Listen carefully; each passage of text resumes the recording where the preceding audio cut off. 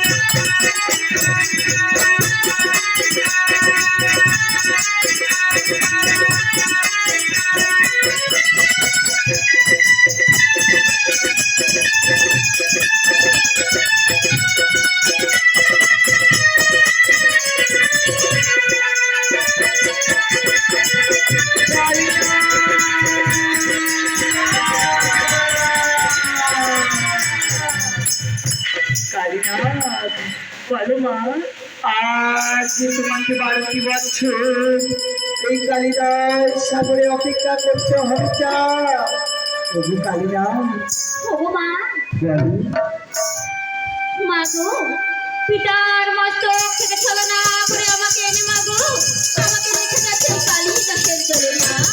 কালিদাস, মা গো, অভিমানী করিস না বাপ আমার। আমার যখন সময় হবে আমি নিজে এসে তোকে নিয়ে যাবো।